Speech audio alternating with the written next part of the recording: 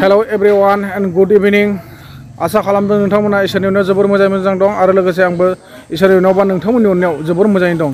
स' लोगोफोर दिनै आं नोंथांमोननो मानि सोमोन्दै भिडिअ लाबोदों होनना बुङोब्ला दिनैनि दिनाव आं माखासे पलिटिकेल एबा किसुमान सोरनिबा खोथा बुंनो बा सोरखौबा सोंखारिनाय बा सोरखौबा नासयलायनायनि खोथा आं बुंनो फैयाखै। मानो होनबा आं दिनै नोंथांमोननो बा नोंथांमोनजों सावरायनो फैनाय मेन गुबै थांखियानो जाहैबाय दिनै फैनानै जोंहा 2023 बे 2023 इयार्सआ माने दिनै जोबथा दिन। मानोना बिनि सोमोन्दैनो आं दिनै नोंथांमोनजों भिडिअखौ सावरायनो थाखाय लानानै फैदों। आरो गाबोन अखा नायब्लानो हमनानै ला दा हरनि 12टानिफ्रायनो जोंहा 2024 एबा निउ इयार हाबबाय नङा होमबा।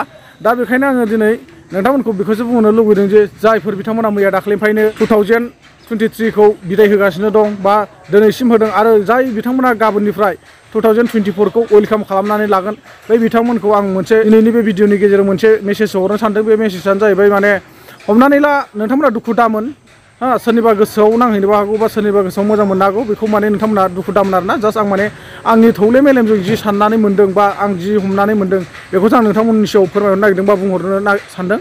मानो होनोब्ला जोंहा 2024 गाबोननिफ्राय फैबाय बेयाव बा 2023 बिदाय होबाय दिनै मैया दाख्लैनिफ्राय फ्रायानो जोंनि बर'फ्रा दिनैनिफ्रायसो होयोमोन एक्सुवेलि दिनै जोबथा नालाय बेखायनो दिनै जोबोर रंजाखाङो बा 2023खौ बिदाय होनायनि मुङाव बा गाबोननिफ्राय 2024 गोदान बोसोर फैनायनि नामाव जोङो गाबोननिफ्राय गोसोबायदि रंजा खाजा माने जेराव मेराव पिकनिक जागोन पार्टि जागोन नङा होमबा।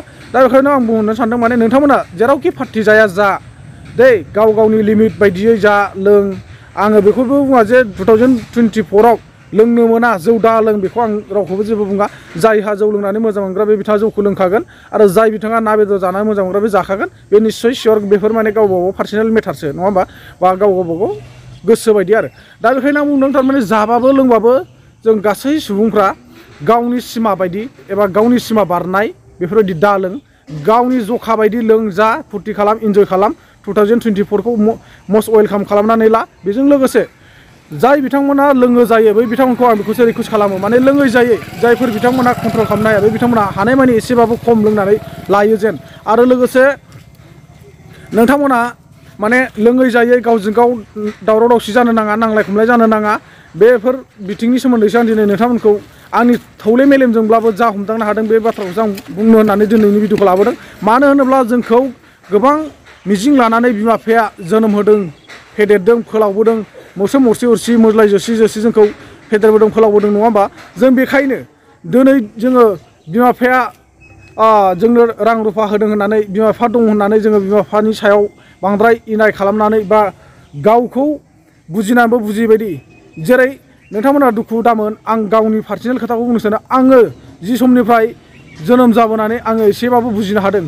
हमना ला 15-16 बोसोर जाबोदों अब्ला आं जेबो बुजिनाय आंनि मेलेमाव गैयामोन। आंनो थाखा फैसा नांगौबाथाय नांगौमोन। दिनै बेफोरबायदि खेथ्रआवनो जोंनि न'खरा जोबलांजोबदों आरो बिनि खारनाव आं दिनै बाहेरायाव थाफैनो गोनां जादों। मानो होनोब्ला जाहाथे नोंथांमोननि बा आंनि आंगोनि बर' फिसाफोरनि बिदा फंबाय बिब' बिनानावमोना जाहाथे आंनि बायदि फिलिंसा दाफैथों आरो आंनि बायदि गाज्रि गोसोआ दाफैथों आरो आं बायदि माने बेफोरबायदि सानसे समाव बाहेरायाव खारनानै जानांनो गोनां दाजाथों आं बेखौसो नोंथांखौ गोसो गोरबोनिफ्राय रिकुवेस्ट खालामहरो। मानोना जोङो दिनै बिमा बिफानिफ्राय गरसे गरनै रां मोननायखौ जोङो एसे सेफलि खालामनानै जोङो बाहायनानै जोङो निउ इयारफोरखौ वेलकाम खालामनानै जोङो जाबाबो लोंबाबो माने गावनि जखा बायदि जा लों आरो गावनि जखा बायदि जोङो हिसाब खालामनानै जोङो खरसाखौ खालामलाय। मानो होनबा बांद्राय लाब्ला सास्रा खालामनाङा।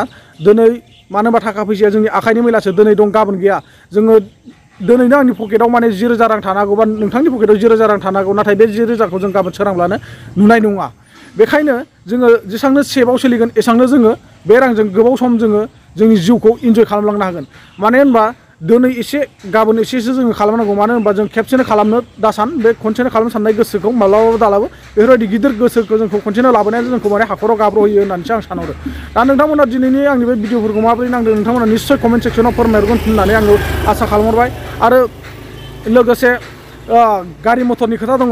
जेरावखि थाङा नोंथांमोना गोजान गोजान गिदिंहैनो थांगोन बेरायनो थांगोन लोगोआव सरकारनि रुल बायदि जिबायदि स्ट्रिक्ट खालामदों बे स्ट्रिक्टखौ नोंथांमोना जाहाथे सरकारनि रुल्सफोरखौ फल' खालामो जायनि जाहोनाव लामायाव जोङो गारि सालायनो थाङोबा एक नाम्बार जोंहा लाइसेन्स नांगोन हेन्डेल हमनाय लोगो लोगो जोंनो लाइसेन्स नांगोन स्टारिं हमनाय लोगो लोगो जोंनो लाइसेन्सनि गोनांथि आरो बेजों लोगोसे जोंहा बाइक सालायोबा हेलमेटनि गोनांथि आरो कार सालायोबा जोंनो सिट बेल्ट बायदिसिनानि गोनांथि आरो आरसि लेखा पत्रफ्रा पलिउसन इन्सुरेन्स बेफोरो अलरेडि थानांगोन बेनि उनाव नोंथाङा गोजानसिम दावबायनानै पार्टि इन्जयफोरखौ माने खालामहैनो हागोन आरो जाय हक जिखुनु आंनि थौले गोसोजों बा आंनि मोन्दांथिजों जि आं नोंथांमोनखौ बुंनो सानदोंमोन दिनै आं बेखिनिखौनो बुंबाय जायफोर बिथांमोना मोजां मोनदों अननानै दिनैनि बे भिडिअखौ लाइक खालामहरगोन होननानै आङो गोसो गोरबोजों रिकुवेस्ट खालामहरबाय आरो जाय बिथांमोना आंनि बे एन्टि ब्रह्म इउटुब चेनेलाव गोदानै फैदों बे बिथांमोनखौ आङो मोनसे गोसो गोरबोनिफ्राय रिकुवेस्ट खालामहरो अननानै नोंथांमोना दिनैनि भिडिअखौ आंनिखौ मोनदोंब्ला बा नुदोंब्ला गोदानै फैदोंब्ला नोंथांमोना जाहाथे आंनि चेनेलखौ साबस्क्राइब खालामना लायो आरो लोगोसे खाथियाव थानाय बेलनि आइकनखौबो दाबायना लागोन होननानै आं नोंथांमोनखौ गोसो गोरबोनिफ्राय गुरैयै रिकुवेस्ट खालामनाय जाबाय स' बिदिब्ला लोगोफोरा आङो दिनैनि बे आंनि बुंनांगौखिनिखौ एसेयावनो फोजोबनाय जाबाय 2023 बाय बाय टाटा एन्ड 2024 वेलकाम जय हिन्द बर' हारिनि